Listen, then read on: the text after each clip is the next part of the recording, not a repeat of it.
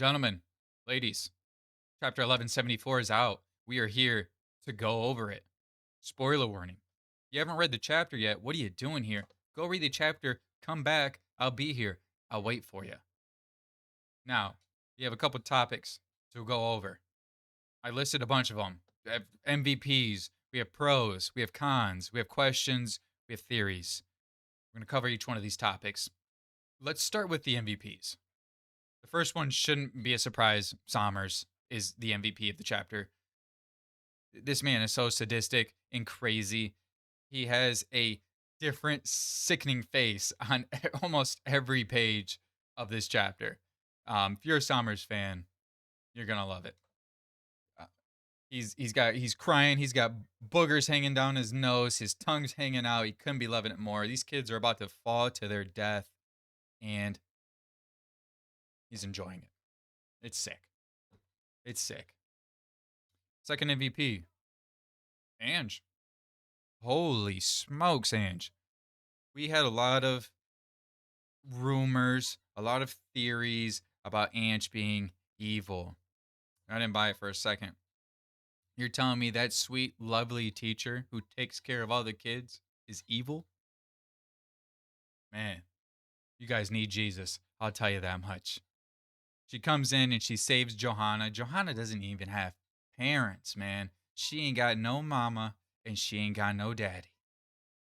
So good for you, Ange. I'm proud of you. Dispel those evil Ange rumors and live your best life. All right. Third one, Ripley. This comes with an asterisk. She does come in to kind of, she doesn't save Colin, but she does make it so he doesn't die by himself by sacrificing her to go with him. Um, Crazy. Because not only that, but the other parents see her do this, and I can tell right now that they're looking at each other and they're like, do we have to go do that? I'm only like 200 years old, dude. I might have like another 200 years left. I can go make another kid. Colin's like 20 years old. Colin's like 20 years old.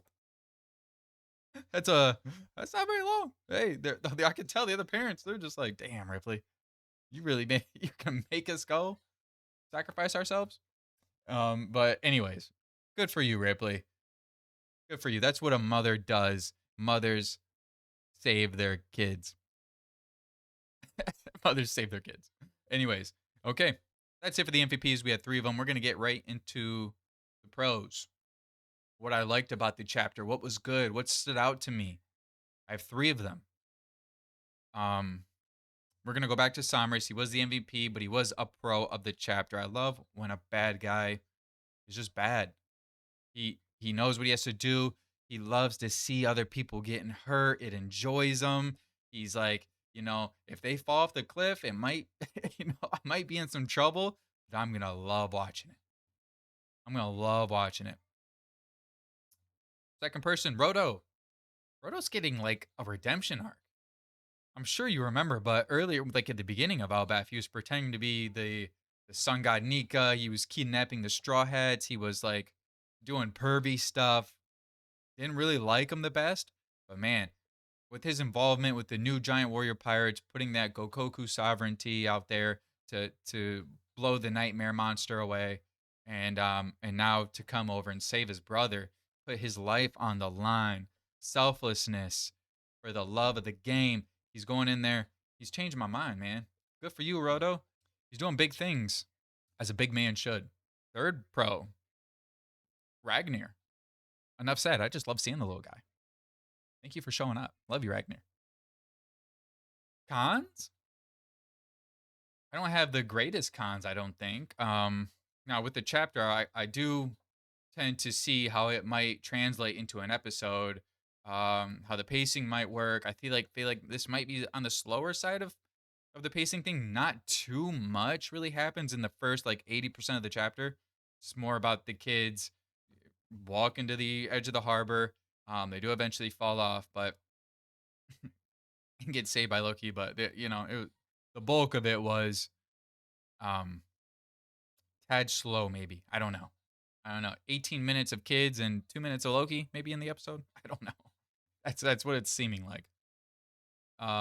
Cons. We got an emu reaction. This is a bit nitpicky. I'll give it to you. Um, we got an emu reaction. I kind of wanted to see if maybe she was still handling Brooke, but I get it. You kind of have to see her reaction, especially to the Drums of Liberation and Luffy coming up in his Nika form. You have to have that out there.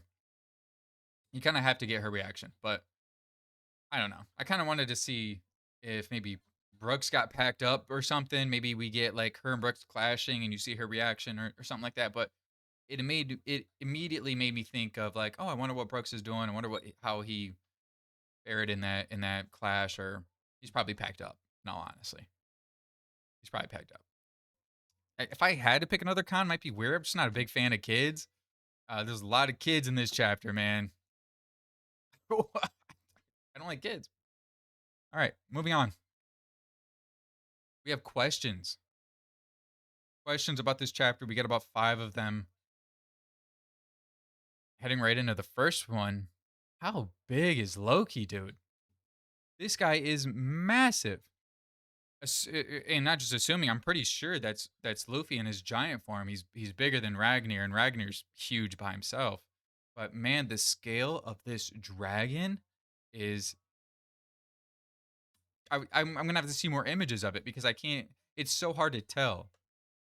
It's so hard to tell. You have all these giant creatures around, and Oda, man, good luck, dude. Because trying to scale these nightmare monsters with the giant warrior pirates, with the with now Loki being this huge creature, and then you have Ragnar and giant Luffy, and this is definitely the land of the giants. Question number 2: are we clearing Elbaf right now? Is this too easy? But before Luffy and Loki showed up, I was like, oh, we're handling this pretty well. We have Zoro handling Dorian Brogy. We have Sanji on his way over to Nami. Makes me feel real safe about them. Um, the only thing that was not going well, I guess, was the kid situation.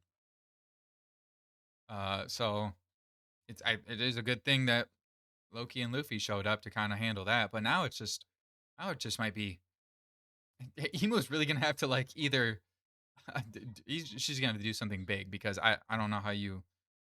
I'm not really sure how you stop these boys. I think you might be in a position where you're screwed. Question number 3: does Loki get Domi reversied?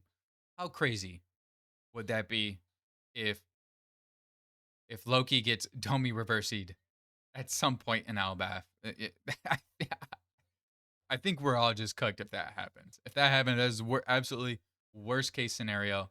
We're done for. Um, there are the homeland theories, which in this case wouldn't work because this is Loki's home. But you also have the devil fruit thing where we haven't seen somebody with a devil fruit get dummy reversing, so that could still be a possibility, I guess. Next question: do we get our first Emu Luffy interaction next chapter? We know she heard the drums of liberation.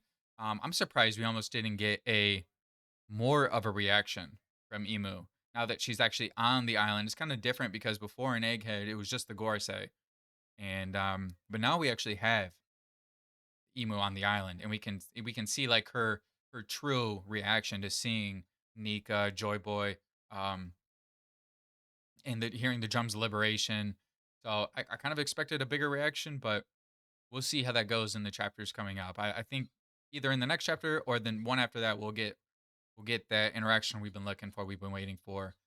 Um, Next question: what exactly is Loki's fruit? There's been a tendency lately to where we don't get to see the fruit names of certain things. For instance, we have Biblo. We don't know what his fruit is. We have Loki. We don't know what his fruit is. And we have Ragnar, which we don't know what his fruit is either. So we have 3 prominent figures that we just have no idea what their fruits are.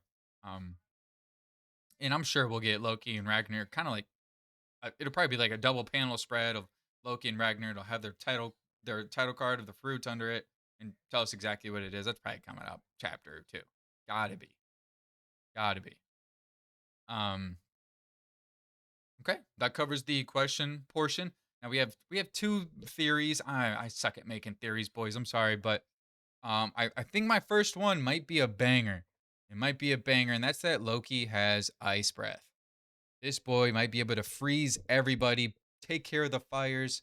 Um, we've seen something similar with him in the Draugr, where he was able to just freeze them, and then that was it. It would be huge if he could do that same thing for the Domi Reversi Giants. That way, they're just kind of out of play. We don't necessarily have to hurt them or beat them up. We can kind of just like lock them away, and that would be a great way to deal with the fires as well. You just freeze the fires, right? You have snow coming down. It's gonna get cold. Fire doesn't survive in the cold, right? Um, who knows? So Loki could end up saving the kids, saving Elbeth, and driving Emo away. Huge dub. Make him king.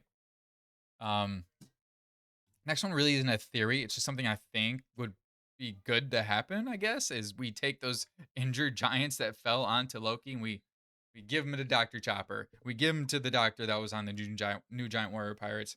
And I think that's how we handle that, because right now, Ripley is cooked, dude. Ripley's cooked. Most of the like Grandpa Oimo, he's cooked. There's most of the parents are just impaled by these thorns, and we gotta help them fast, man. They probably don't have much time.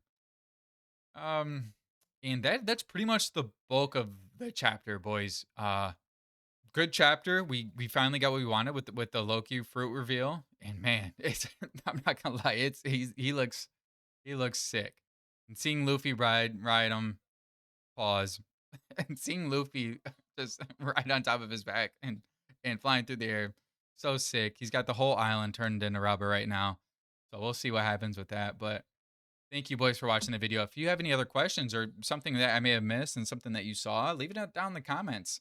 And I'll try and get to you. Maybe something that you have a theory about as well. But anyways, see you on the next one, boys. Thanks for watching.